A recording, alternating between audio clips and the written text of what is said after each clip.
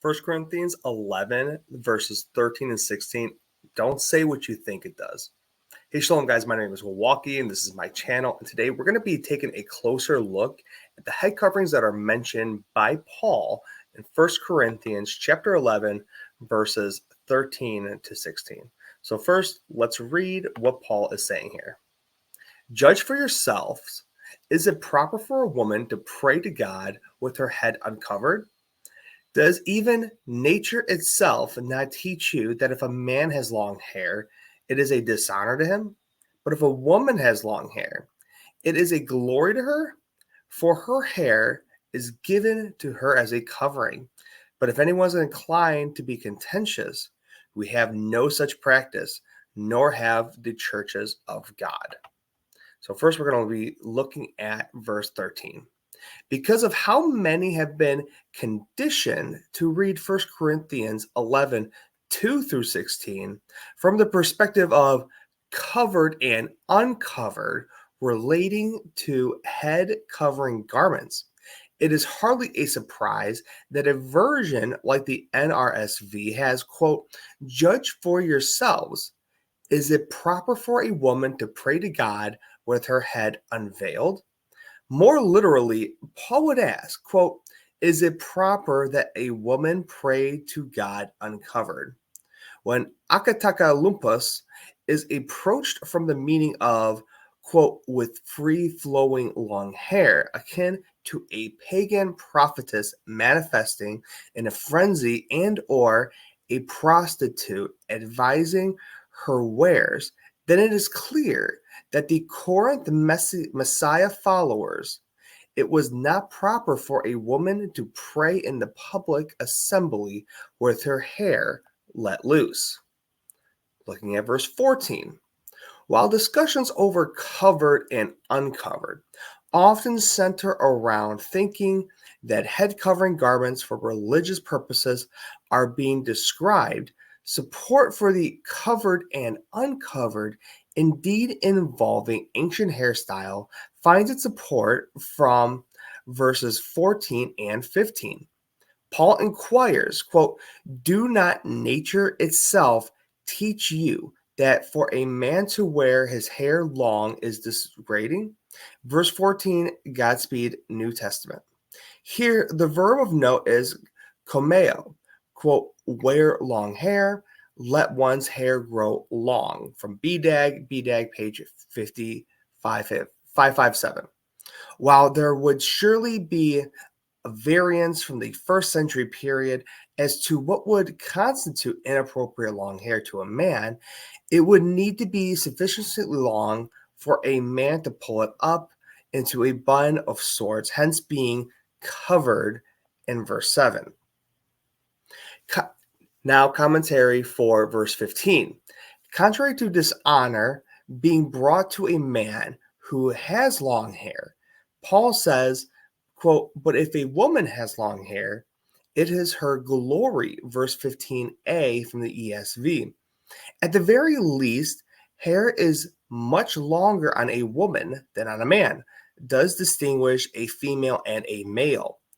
And as Paul states to the Corinthians in verse 15b, following, there is an appropriate usage of such long hair on a female. For her hair is given to her as a covering, perbolia.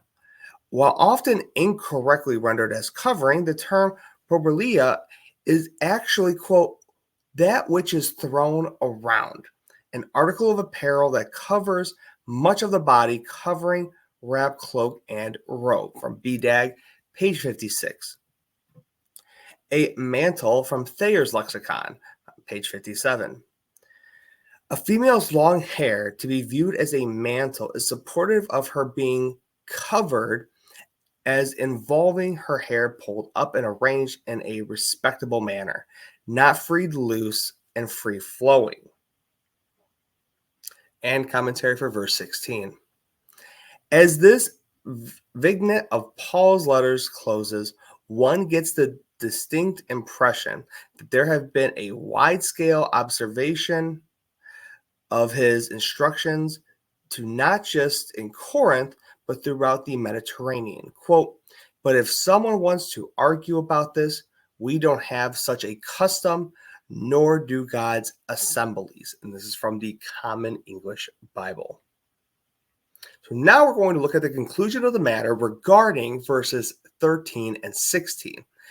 As we reflect on what has been stated in 1 Corinthians chapter 11, verse 2 through 16, the perspectives presented in this commentary do differ from those one is more likely to find in a selection of evangelical Christian resources, and most certainly the perspective which would be offered in a present majority of the messianic resources.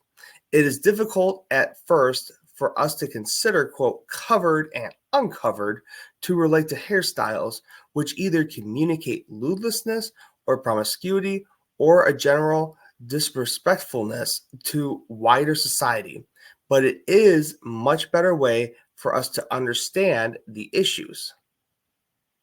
Men should not have long hair hanging down, verse 14.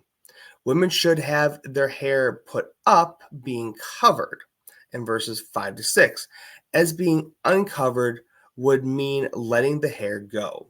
The association that such hairstyles would have could not only communicate a degree of prostitution, promotion, female and male, to outsiders, but perhaps also associate the Corinthians as participating with local pagan religious activities and men acting as homosexuals. The Apostle Paul clearly did not want something like this communicated to outsiders in the gathering and worship activities of the Messiah followers. As Bloomberg closes, quote, Romans 1, verse 21 to 27, identifies the theological core of unbelief as idolatry and the entire core as sexual sin. Behavior, mannerism, clothing, or hairstyles do suggest a person is sexually unfaithful to his or her spouse, promiscuous, homosexual, or the devotee of some non-Christian religion or cultic or occult such sect are entirely inappropriate for Christians, particularly in the church. And this is from Bloomberg, page 215. So one of the reasons why I really wanted to talk about this is my wife, speaking of her, she's Russian. She grew up in a Russian church. This was very strict to have a literal covering going over her head. She was forced to wear this. And when we look at the context from both lexicons, from BDAG and Thayer's, it clearly shows that that's not actually what Paul was wanting it to be. Paul here wanted to separate basically the believers from the unbelievers, because this is a new idea, because people were coming out of paganism, or they were basically going from atheism to becoming Christians or believers in the Messiah. He wanted to cause the distinction. He didn't want for women to have their hair out, because the hair does show and act as a sexual sign to other males. Also, it can be used, as brought up, as supporting pagan practices. And Paul wanted to separate. So that's the main thing. My opinion, does this still have to be applied today? I don't think so. I also don't think it's anything wrong with a woman putting a literal covering over her hair, like a cloth or anything like this. We see this on TikTok videos, YouTube videos, Instagram, Facebook, any social media outlet. We see girls doing this, which is fine. My whole entire point of this video is to show that it actually is talking about putting the hair up in a bun behind your head, hiding the long flow that a woman's hair would normally have during these situations. It would conceal it to show a separation between pagan practicing and prostitution. That was the main goal from that perspective. Because remember, this is not brought up in the Torah. It's not brought up in the Tanakh. This is something that Paul, who wrote to the believers in Corinth. So we have to remember the Roman Greco period and what was going on specifically during that time. Now, for women who have husbands or congregations that want you to still wear a piece of clothing or an article over their head, if you don't want to, I would highly suggest you show them this video or show them specifically from BDAG and Thayer's lexicon.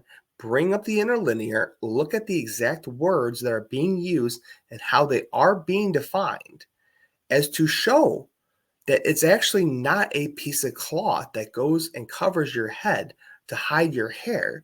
It's actually more just having it put up in a type of bun. That's really what it is.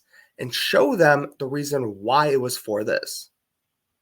If your husband still wants you to do this, I would still listen to your husband because he is your head. Or if you go to a congregation and the congregation has it as this type of dress code and you still want to go to this congregation, I would respect the wishes that they want you to do this. Now, to the men, to the husbands, and to the leaders of some of these congregations who want their wives or the women of the congregation to wear a literal cloth that covers your hair, I would say this is a very incorrect way of reading this passage, and it's more of a Western view. We really don't see this from the East. So my reply is, if you have a wife that feels uncomfortable wearing this, as does my wife, that's why I don't make her wear a cloth covering her hair, because my wife doesn't feel comfortable doing this. And we know it's not the proper context of what Paul is actually saying. Now, I was focusing on verses 13 to 16 because that is the main one of talking of the head covering. But please go back and read verse 2 through 16 to get a better understanding of what Paul is actually trying to communicate. And to any religious leader of a church or a congregation that forces women to wear a literal covering over their head, I would ask you to really pray about the matter, because this is not what Paul is talking about. However, if this is a custom that you have, please pray that you are not pushing away other believers from attending your church or congregation and being a stumbling block to other those individuals who are part of the same body of Messiah. Please, if you like this video, please like, share, comment. Tell me what you think. Is this a correct view that I have? Is this correct from the Greek words that I brought up? Is this correct from BDAG and Thayer's lexicon? Do you agree or disagree? What is your thoughts? Please leave a comment down below. Thank you very much. Shalom. And guys, God bless.